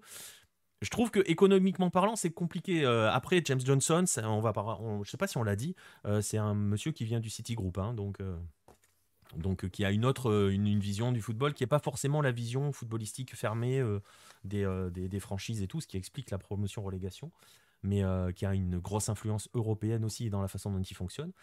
Mais voilà, donc ça nous laisse quand même il y a quand même encore des questions bien ouvertes, alors que c'est dans un an cette histoire. Hein. C'est ça. Mais c'est même pas dans un an, c'est presque oui, un c'est peu demain, moins ouais. d'un an. On a... Donc, mais je sais pas, tout va s'imbriquer dans les prochains mois. Alors, on connaît pas trop tout ce qui va être fait, mais bon, bah là, ça va être se dire, bon, bah, je pense qui on prend pas, quoi. Qui a des projets, parce que là, ils vont surfer aussi sur la Coupe du Monde féminine qui se passe en Australie et en Nouvelle-Zélande. Donc, l'idée, c'est de se dire, on va essayer de construire des stades. Et des stades qui soient à la hauteur de... Ouais, mais donc des affluences, quoi. Des stades, ouais. Mais ça, la question des stades, c'est une vraie question hein, qui se pose aussi en K-League, par exemple. On avait déjà des articles sur Hello là-dessus, et le modèle MLS est intéressant là-dessus. Il peut se poser partout dans le monde, hein, même en France, où on construit des stades de 40 000 dans des villes où le stade de 35 ne faisait pas le plein déjà. Bref, la bise à tous les Bordelais. Nostromo qui nous dit, il y a quand même une chose qui me turlupine, et je parle sous le contrôle d'Antoine, mais j'ai entendu je ne sais plus où, que les clubs qui vont monter en A-League doivent obligatoirement se doter d'une division féminine pour y arriver. Tu veux dire dans la future D2 je sais plus, j'ai plus le cahier des charges en tête. Je sais pas si tu l'as en tête. Je sais qu'il y a un cahier des charges qui a été plus ou moins donné. J'avoue, je l'ai pas en tête. Alors ça, je pense que c'était plutôt pour les deux franchises quand ils ont ouvert le championnat à 12. Exactement. Pour moi, c'est Western United et MacArthur qui devaient avoir une ligue féminine. Bah, d'ailleurs, cette année, Western United elle est là, c'est sa première saison. Mais c'est une excellente question. Je ne sais pas trop. Je crois que c'est exactement. Je crois que c'est dans le cahier des charges de la A-League, pas de la D2. Pour la A-League, tu dois avoir ta structure féminine. Mais après, c'était d'ailleurs un des arguments. Je me rappelle, c'était un des arguments de la franchise de Canberra qui disait mais nous on a déjà les filles. Et ils avaient tout. Canberra, ils avaient les jeunes, les filles, mais ils n'avaient pas les garçons. Voilà. Et on ne sait toujours pas pourquoi. Mais ça peut être une condition. Non, mais c'est Nostromo, tu disais, qui a posé cette question-là. Ça peut être une condition d'accès à la première division. Exactement. Oui, mais dans ces cas-là, tu ne peux plus mettre en place de système de promotion-relégation. Si tu as monté et conditionné par un cahier des charges différent, bon, bah là, tu vois, tu es sur un truc un peu. Mais globalement, ces équipes-là ont des équipes féminines parce qu'ils ont des jeunes filles. Donc c'est parce que là, ce cahier des charges, c'était surtout pour les nouvelles franchises qui n'existent pas du tout, comme le Western United ou MacArthur, qui on leur a dit oui, mais il faut aussi mettre en place une académie, il faut aussi mettre en place des animations, il faut aussi mettre en place une équipe féminine. D'autant que ça entrait, on bouclera là-dessus, d'autant que ça entrait dans le cadre, comme le disait Antoine, la A-League a changé de nom, elle s'appelle A-League Men et A-League Women, dans ce processus global de une seule et même ligue avec des équipes masculines et féminines, mais en gros on enlève les genres, façon de parler, tout le monde est mis au même niveau, hein, c'est un souci d'égalité qui est pour le coup très louable et appréciable de la A-League, donc on ne doit pas avoir des ligues différentes, et là pour le coup c'est seul vraiment une bonne idée. Seul problème, alors ils avaient créé, alors je sais pas si tu te rappelles, le championnat combiné. Le championnat combiné. Malheureusement, il y a Canberra qui est toute seule dans les équipes féminines et MacArthur qui est tout seul dans les équipes masculines. Mais c'était une promesse. Ils voulaient que ce championnat combiné soit un titre aussi important que le reste. Et malheureusement, ça a été un petit peu mis sous le tapis. Exactement. On va terminer là-dessus, sur ce passage de la deuxième division australienne. On va À plus grande échelle, ça sera la toute dernière question, mais je sais que la réponse est courte, donc voilà. Est-ce qu'on peut imaginer à terme, parce qu'on se souvient que d'autres ligues asiatiques, puisqu'on est en Asie, je le rappelle, d'autres ligues asiatiques ont mis en place des deuxièmes divisions avant d'aller jusqu'à la 3, voire la 4. Je pense à la K-League, à la J-League. Est-ce qu'on peut imaginer, est-ce que c'est envisagé à terme qu'il y ait une pyramide encore plus grande en Australie, c'est-à-dire à créer d'autres divisions en dessous de la 1, la 2, et donc voilà, descendre un peu plus? Bah, officiellement, non, parce qu'on l'a vu sur l'infographie de la fédération. Mais après, bah, pourquoi pas? Parce que ça leur permet de contrôler qui vient au départ. Peut-être qu'ils en créeront une et puis ils prendront encore les meilleurs éléments du deuxième échelon et qu'ils mettront à la main dans cette troisième division. Le nom est un peu pas top, mais ben, on ne sait vraiment pas. Donc le but du jeu, c'est déjà de trouver les prétendants, pérenniser, et je pense qu'on a déjà 15 ans de vision avant de passer à autre chose. Voilà. Donc la prochaine étape, ça sera de connaître les élus. On n'a pas de date, hein? Non, dans le calendrier, tout ça, J'ai pas vu passer on de a des date. dates d'avancement de projet, mais c'est des noms un peu de projets. Ouais, c'est On ça. nous dit pas 26 septembre, il y a les noms, 30 septembre, le nom commercial. C'est des avancées de projet, en fait. Ouais, voilà. Donc voilà, on va dire qu'il y aura de véritables avancées en septembre. Il va falloir de toute façon aller très vite parce qu'on le rappelle, c'est pour mars 2024, c'est-à-dire demain matin, concrètement. On conclut donc ce dossier Australie. Merci Antoine d'être venu nous parler de cette pyramide australienne et de ce football Ben, qui se développe en Australie. merci à tous.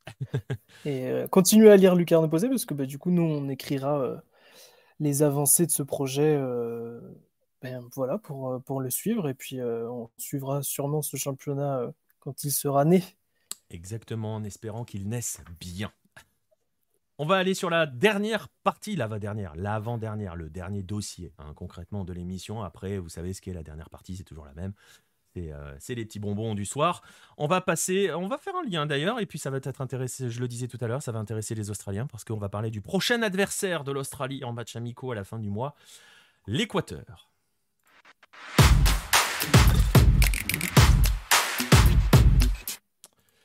Parce que c'est l'une des autres informations de la semaine. Hein. L'Équateur a enfin un nouveau sélectionneur. Hein. Il y en a deux qui sont tombés coup sur coup parce qu'il y en avait deux qu'on attendait. Le Venezuela après le départ de Pekerman pour des raisons... voilà. C'est le Venezuela et c'est Pekerman parce qu'il y a un entourage assez particulier, mais on va pas parler de tout ça. On va parler donc de l'autre, celui qui était intéressant dans le sens où on parle d'une énorme puissance, et je vais en parler dans un instant. On va parler donc de l'Équateur qui a annoncé l'arrivée, je vais employer le terme surprise et on va voir au fur et à mesure que c'est finalement pas une grande surprise. Voilà, mais c'était impossible à prévoir. Hein. Ça fait malin, genre ouais, on l'avait vu venir, mais bon, pas vraiment. La nomination de Félix Sanchez Bass, de son nom complet, Félix Sanchez, à la tête de sa sélection. Qui est Félix Sanchez? Ça doit vous dire quelque chose. Vous l'avez probablement vu il n'y a pas très longtemps parce qu'il était à la Coupe du Monde. C'était le sélectionneur du Qatar. Félix Sanchez, il a 47 ans. Il a commencé par s'occuper des jeunes. On va faire un petit peu son parcours. Il a commencé par s'occuper des jeunes au Barça. Il y a beaucoup de mots-clés qui vont être utilisés parce qu'ils sont importants. Et ils vont revenir assez souvent et ils vont permettre d'expliquer sa nomination et le cheminement qui arrive à sa nomination. Il s'est occupé du Barça entre 96 et 2006. Et en 2006, donc, il a quitté Barcelone pour s'installer au Qatar, où il a rejoint un projet qui s'appelle l'Aspire Academy. Retenez bien le nom, il va être très très présent. Il s'est d'abord occupé des U19, puisqu'il a pris les sélections de jeunes du Qatar au sein de l'Aspire Academy, et donc des sélections nationales. Il s'est occupé des U19 au Qatar, avec qui il a décroché la première Coupe d'Asie de la catégorie avec ces joueurs-là. Au sein de ces joueurs-là, on va en nommer quelques-uns que vous avez croisés il n'y a pas longtemps à la Coupe du Monde, Akram Afif et Almoez Ali, que tous les suiveurs de football asiatique connaissent, hein, parce que pourquoi? Parce que il les a suivis en U19, en U20, en U23. En U19, d'ailleurs, Félix Sanchez n'a pas perdu un seul match avec la sélection qatari. Il est troisième de l'Asian Cup de la catégorie U23 en 2018. Il est battu en demi-finale au tir au but par le Vietnam. Et pour être troisième, il bat la Corée du Sud de Baptiste. Et donc, tous ces joueurs-là, il les a suivis parce qu'il les a formés jusqu'au bout pour les amener au fameux processus Qatar 2022, qui était de fabriquer cette sélection pour 2022. On en a déjà beaucoup parlé sur Halo, cette sélection qui était finalement prête beaucoup trop tôt parce qu'elle a marché sur la Coupe d'Asie en 2019. Je crois que c'était un truc genre 19 buts marqués, un seul encaissé sur toute la compète. Sa première Coupe d'Asie, et on a vu ensuite ce que ça a donné à la Coupe du Monde, où on l'a vu, on la voyait depuis un moment s'essouffler un petit peu, mais bref, cet homme-là a mené un travail à très long terme avec des jeunes qu'il a suivis sur une dizaine d'années pratiquement. Qui est le sélectionneur du Qatar désormais? C'est une très bonne question, j'ai pas vu. Je chercherai. Je sais pas du tout, Raph. Bonne question. Si quelqu'un sait dans le chat ou si quelqu'un peut chercher, c'est une très bonne question, j'ai pas regardé. Voilà, donc c'est quelqu'un qui a travaillé avec des jeunes dans un processus de développement sur la durée. Hein, vous voyez où je veux en venir. Et surtout, il y a un mot-clé. Il y a un mot-clé, et c'est pour ça que je n'ai rien dit au hasard. Ah oui, c'est Kéros Nostromo qui a pris le Qatar. Ok, très bien. Pour Félix Sanchez et sa nomination, rien n'est forcément lié au hasard. Il y a le mot-clé à retenir, l'Aspire Academy. Pourquoi? Parce que, et on en a déjà parlé, mais on va prendre un petit peu le temps de rappeler les faits, parce que tout le monde ne le sait pas forcément. On l'a écrit sur Hello, mais les écrits parfois s'oublient. Qatar et Équateur ont des liens très très proches, et c'est une association qui est symbolisée forcément par un club en particulier. Ce club, bien évidemment, c'est Independiente del Valle, ou del Valle, vous prononcez comme vous le voulez, soit à la platense, soit à la plus à la sud-américaine plus classique, on va dire. Independiente del Valle, le club équatorien, qui, je vais faire un petit peu son histoire, a été fondé en 1958 sous le nom d'Independiente José Terán, qui franchement était un anonyme du football équatorien, qui survit en seconde division en 2007, pardon, et qui est repris à ce moment-là par un homme, Michel Deller. Michel Deller, c'est le propriétaire de la franchise KFC en Équateur, si vous voulez savoir. Bref, et lui, il arrive avec un modèle qui va être basé sur la formation. Il veut créer, voilà, il veut arrêter de mettre de l'argent sur des joueurs. Il veut former, en gros, le futur de l'Équateur. Il veut former la jeunesse. Et donc, ils vont mettre en place toute une stratégie, toute une politique de formation et de scouting. Ils vont par exemple nouer des liens avec les clubs de la province d'Esmeraldas, qui est au nord du pays, qui est celle qui fournit tous les plus grands talents du football équatorien. Donc Independiente del Valle a une priorité de recrutement chez les U12. Donc s'il y a un U12 qui performe dans cette région, ils peuvent l'attirer dans le club. Donc voilà, ils ont mis ça en place. Et ils vont utiliser un modèle pour s'inspirer de tout ça. C'est le modèle Barcelone, et c'est le modèle développé par l'Aspire Academy qui s'inspire aussi de ça et qui a attiré d'anciens membres de la Masia. Et donc, ils ont noué des partenariats avec l'Aspire Academy dès 2015. Independiente del Valle, vous le voyez, je vous le montre ici. Ils mettent en place une alliance stratégique sur 3 ans avec des échanges entre le club, le centre de formation et l'académie au Qatar. Les jeunes sont envoyés au Qatar pour aller faire des stages. Les entraîneurs sont formés suivent des formations au sein de l'Aspire Academy, parce qu'il y a des formations pour entraîneurs qui sont menées par des grands entraîneurs mondiaux, concrètement. Donc il y a tout cela qui est mis en place dès 2015. Parallèlement à cela, le club décide d'investir en masse sur ces jeunes. Il y a un salary cap chez les pros. Je l'en avais déjà parlé. Il y a 30% du budget du club de l'époque qui ne sert qu'au centre de formation. Ils ont créé et ils ont construit leur propre centre de formation, inspiré de l'Aspire Academy. Alors je peux vous montrer une image de l'Aspire Academy, mais on est sur une autre dimension quand même. C'est pas ça, voilà. Ça c'est l'Aspire Academy. Independiente del Valle, c'est un peu plus petit forcément, mais surtout des hommes qui sont arrivés au club. En 2018, Roberto Olabe, qui était le directeur de l'Aspire Academy, est arrivé pour diriger les équipes de jeunes, pour chapeauter les équipes de jeunes du club d'Independiente del Valle. C'est lui qui fait venir Miguel Ángel Ramírez, qui décroche la Sudamericana 2019. Miguel Ángel Ramírez, à l'époque, il a un adjoint. Ouais, c'est ça, il a un adjoint. Alors, Miguel Ángel Ramírez, pardon, voilà, je retrouve l'ordre de mes phrases. Il était l'adjoint de Félix Sanchez à l'Aspire Academy chez les U19. Il s'occupait des U14 au sein de l'académie. Et Miguel Ángel Ramírez a eu un adjoint lorsqu'il est arrivé à Independiente del Valle, qui s'appelait Martin Anselmi, l'homme qui vient de décrocher la deuxième Sudamericana. Donc vous voyez quel est le lien entre Independiente del Valle, le Qatar et par la Spire Academy, et vous voyez à quel point cette influence qatarienne sur le développement du football dans ce club a été importante et a surtout porté ses fruits. Et c'est probablement pour cela la suite logique de tout cela, parce que le modèle Independiente del Valle s'est imposé au pays. Les autres clubs les autres clubs qui ne le faisaient pas forcément se sont mis tous à le faire. Et la question, c'est évidemment de savoir s'il y a eu de véritables résultats. Pour le football équatorien, je vais juste vous les nommer, je les ai notés parce que c'est quand même important de toujours tout reposer, de bien comprendre de quoi il est question. En 2019, Independiente del Valle gagne la Sudamericana. Sur leur parcours, ça va faire plaisir à Pibe Volant. Ils ont tapé Independiente, ils ont tapé le Corinthians et ils battent Colón en finale.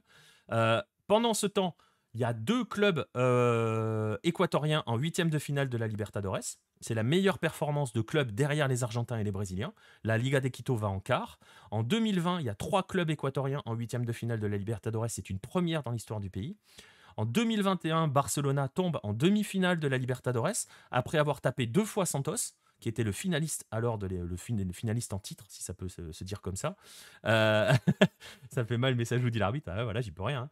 Et donc, ils avaient tapé 2 fois Santos. Ils avaient tapé une fois Boca et ils avaient fait match nul à la Bombonera. Ils avaient tapé Vélez et ils tapent Fluminense. Ils vont en demi-finale.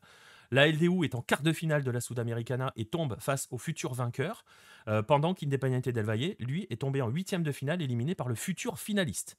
Et en 2022, donc, Independiente del Valle a gagné la Sudamericana et vient face à Sao Paulo et vient de gagner la Recopa face à Flamengo. Ça, c'est au niveau des clubs. Et ça a transpiré chez les jeunes, parce que les jeunes d'Independiente del Valle sont absolument partout. Chez les U20, on est 2e du Sudamericano en 2017, on est vainqueur du Sudamericano en 2019, on est 4e cette année, et on est 3e mondiaux en 2019, et on va disputer cette année la 3e phase finale de Coupe du Monde de la catégorie. C'est une première dans l'histoire du pays. Les U17, eux, ont disputé 2 des 3 dernières Coupes du Monde dans leur catégorie. Ils en avaient disputé que 3 entre 1985 et 2015. Et si vous voulez voir à quel point c'est important ce que Independiente del Valle et ce qu'a fabriqué Independiente del Valle, je peux vous citer des clubs, hein, des joueurs qui sont passés par ces sélections-là. Moises Ramirez, Jackson Porozo, Gonzalo Plata, Piero Hincapié, Alan Franco, par exemple, tous des internationaux A aujourd'hui. C'est l'Équateur de demain, c'est l'Équateur de 2026. Et donc, vous comprenez pourquoi on est sur un modèle qui a été clairement fixé, pourquoi on est donc allé chercher Félix Sanchez, parce que on va installer le modèle Aspire Academy Independiente del Valle à l'échelle de la sélection. Si vous allez sur le compte Twitter de la fédération, il y a un clip vidéo qui annonce l'arrivée de Félix Sanchez, dans lequel il est clairement expliqué qu'il voulait un entraîneur, un sélectionneur qui avait une vision à moyen terme et surtout à spectre beaucoup plus large pour s'intéresser sur le développement de cette sélection. Vous comprenez tout de suite qu'on va appliquer ce modèle aux sélections, à toutes les catégories d'âge des sélections. Attention à l'Équateur, la grande question c'est de savoir si ça peut fonctionner. Ça, c'est les résultats et l'avenir nous le dira. Si ça va durer aussi, normalement, il n'y a pas de raison. On a vu que Félix Sanchez est capable de travailler sur du très long terme au sein d'une sélection. On va voir comment il va placer ses hommes et comment il va organiser tout cet Équateur. Ce que l'on peut dire, c'est que cet Équateur-là, qui était déjà très très excitant, et vous m'avez probablement lu plusieurs fois sur Hello ou entendu dans plusieurs lives dire que le véritable danger pour les autres, en Amérique du Sud notamment, et peut-être à plus grande échelle, c'était 2026. Avec cette formation-là, avec ce qui arrive derrière, c'est très très très excitant sur le papier. On va voir jusqu'où il va amener cela. On va rappeler quand même que donc Félix Sanchez avait développé des joueurs au Qatar pendant plusieurs années, les a amenés jusqu'au titre en Coupe d'Asie, pardon. Beaucoup d'espoir, beaucoup d'excitation. On va voir ce que ça va donner, mais c'est vrai que sur le papier, c'est extrêmement excitant et ça va être probablement extrêmement intéressant. Je le rappelle, je ne cesserai de le rappeler, derrière l'Argentine et le Brésil, on va peut-être laisser encore un peu l'Uruguay, mais l'Équateur est en train de se rapprocher très très très fortement de l'Uruguay dans ce paysage-là, et ça sera forcément la sélection à suivre sur les prochaines années, encore plus maintenant avec Félix Sanchez. Est-ce que tu penses que les projets de Sanchez, me demande Nostromo, va se rapprocher de celui proposé par Alfaro? Je pense que ça va s'en éloigner, ça va rejoindre, ouais, au niveau du projet de jeu, normalement, Félix Sanchez, il y a une identité de jeu assez forte qu'il avait avec le Qatar. Alors, vous l'avez pas forcément beaucoup vu à la Coupe du Monde parce que ce Qatar était en bout de piste. Mais si vous regardez le Qatar de 2019, il y avait une vraie notion de jeu, il y avait un vrai jeu particulier. Alfaro avait fabriqué une équipe de transition et tous les supporters de Boca ne seront pas surpris parce qu'il avait fait la même chose à Boca. Une équipe qui sait défendre et qui joue très très vite en transition. Félix Sanchez, c'est la Masia, hein, c'est Barcelone, c'est la Spire Academy, la volonté de jouer, de relancer par le bas, d'avoir la possession. Euh, le fait est que il va avoir un matériel joueur plusieurs crans au-dessus quand même de ce qu'il avait au Qatar. Et s'il arrive à poser ses idées de jeu sur cette sélection-là, franchement, ça peut être extrêmement incroyable. Sur le papier, ça ressemble vraiment à une superbe idée. Ouais, exactement, pivot volante. Moi aussi, j'ai très très hâte de voir ça. J'étais déjà très très impatient de voir la suite parce qu'on va rappeler que l'équipe d'Équateur que vous avez vue à la Coupe du Monde 2022, elle était très très jeune, hein, Incapi a 21 ans. Hein. Donc, équipe très. Moïse Ramirez, dont je viens de parler, il a 21 ans aussi. Donc, c'est une équipe très très jeune. Attention à l'Équateur et ouais, beaucoup d'excitation à venir sur cette sélection. Et en tout cas, bah forcément, hein, c'est un peu ce que l'on dit à chaque dossier. On suivra ça avec attention. Je sais pas si du côté, si ça se verra vraiment sur la première sélection du côté de l'Australie. On va voir déjà qui il va appeler, comment il va construire sa sélection à la fin du mois sur les matchs amicaux face à l'Australie, sachant qu'il y a d'autres impératifs à prendre en compte, même si c'est une fecha FIFA. Mais voilà, à suivre, encore plus avec attention ce qui se passe en Équateur. Continuez de suivre ce qui se passe en Équateur parce que c'est hyper intéressant. Et n'hésitez pas à regarder un peu des matchs de foot équatorien parce que c'est aussi hyper intéressant sur le papier. Sur le terrain, je vous renvoie vers la vidéo que l'on a fait dans le précédent 9-10 sur les moyens de suivre ces championnats-là de manière légale. Là, c'est payant, mais ça sera légal. Voilà, on arrive quasiment au terme. C'est Carlos Queiroz, ouais, le sélectionneur du Qatar. Merci à ceux qui ont fait la recherche. Tu vois, je l'avais zappé que Queiroz était arrivé au Qatar. Ou alors je l'ai vu, mais j'ai oublié. Bref, on verra. Ça risque d'être très différent de Félix Sanchez, hein, pour le coup. il va falloir se mouiller un petit peu la nuque, hein, du côté des Qataris. Bref, on verra, on suivra ça sur la prochaine Coupe d'Asie. On va arriver... ouais, ça va pas être triste. On va arriver sur la dernière séquence de cette émission. Vous la connaissez, c'est les Golasso Hello. On va commencer par rappeler celui qui a gagné la dernière fois. Il était mexicain, c'était Brian Lozano, avec l'Atlas face à l'América, cette petite frappe tout en finesse, qui est allé nettoyer la lucarne opposée Messi pour la dédicace, qui a fait presque la moitié des votes, hein, presque 45% pour cette petite merveille de but. Voilà, je vous laisse le dernier ralenti. Il va être l'heure donc de découvrir la nouvelle sélection. Ouais, le bijou, exactement. Vous avez l'air d'aimer les frappes lointaines. Et bien alors, vous savez quoi? Préparez-vous parce que cette semaine, c'est que de la frappe lointaine. Et je vous invite, si vous écoutez un replay, si vous êtes sur une plateforme de podcast, à vous rendre sur la chaîne YouTube pour voir ça. Vous allez avoir une semaine pour voter. Ça va se passer donc sur Twitter et sur Discord. Choisissez l'un, l'autre ou les deux. Hein. Vous pouvez spammer comme vous voulez. C'est très dur cette semaine. C'est dur chaque semaine. On essaye. Là, j'ai vu qu'il y avait une thématique frappe lointaine. J'ai choisi que de la frappe lointaine. On va arriver au bout de cette émission. Ça va être l'occasion pour moi. Alors, mes deux compères sont partis. L'un dormir, l'autre dormir aussi d'ailleurs. C'est pas les mêmes heures, mais voilà. Ça fatigue hein, d'être sur Hello, il paraît. Voilà. Il y a des gens qui vieillissent et il y a des gens qui dorment. Bref, on arrive au bout de cette émission. On arrive au bout de ce 9-10. Je crois que c'était le 35e. Je vais vous remercier, vous, d'avoir été présents, toujours à animer le chat, à nous suivre, à avoir claqué vos follow, certains à avoir claqué le sub, comme on dit. Ça fait toujours plaisir, tout ce soutien. Je sais qu'on n'est plus très loin. On est en train d'approcher des 500 followers sur Twitch. Donc, ça fait plaisir, c'est cool.